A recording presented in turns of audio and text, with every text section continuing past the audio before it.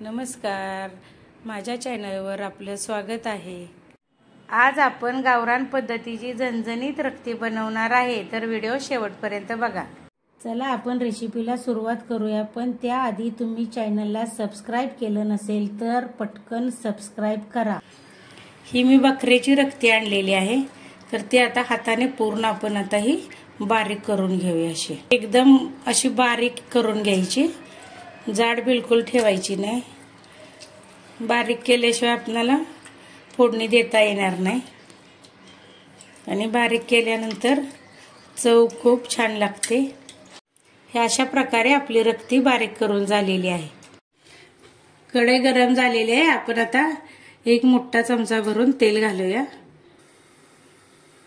तेल गरम झाल्यानंतर आपण त्याच्यामध्ये मी मोठा एक कांदा कापलेला आहे। कांद्याशिवाय रक्तीला चव जास्त चांगली लागते कांद्यामुळे।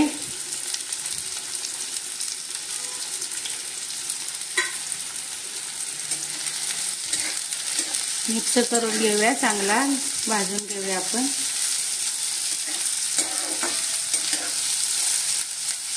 कांदा नेहमी जास्तच घाला, रक्ती चांगली चविष्ट होते कांद्यामुळे। पूर्ण आता चांगला लाल होईपर्यंत आपण भाजून घेऊया। कांदा आपला चांगला भाजून झालेला आहे। आता आपण त्याच्यामध्ये टाकूया हळद, आलं लसूण पेस्ट,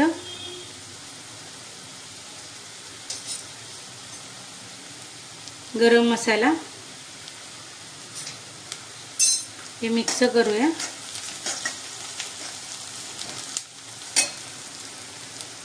त्याच्यामध्ये आपण टाकूया आवडीनुसार लाल तिखट, सर्व मिक्स करून घेऊया।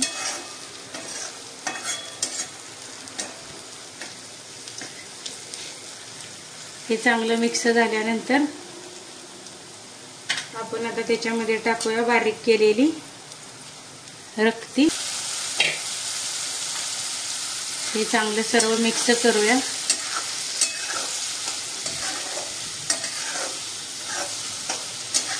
असं हे मिक्स केल्यानंतर घट्ट होते।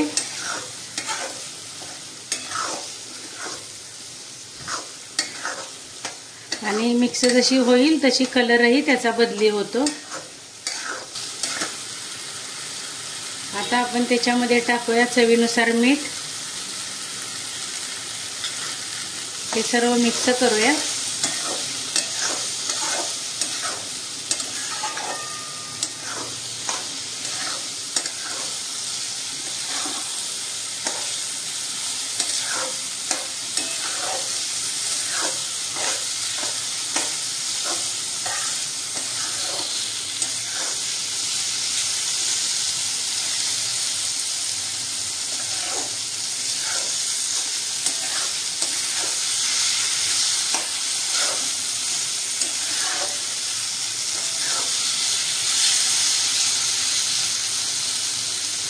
आता हे सर्व आपलं चांगलं मिक्स झालेलं आहे। आपण आता 1 ते 2 मिनिटांसाठी एकदम बारीक गॅसवर झाकून ठेवूया।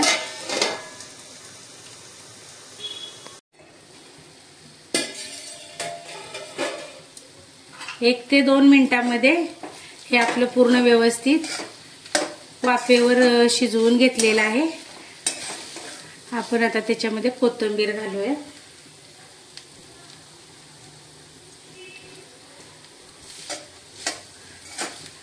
अशा प्रकारे केलेली रक्ती खूप चविष्ट लागते, एकदम छान लागते। गॅस आता आपण बंद करूया।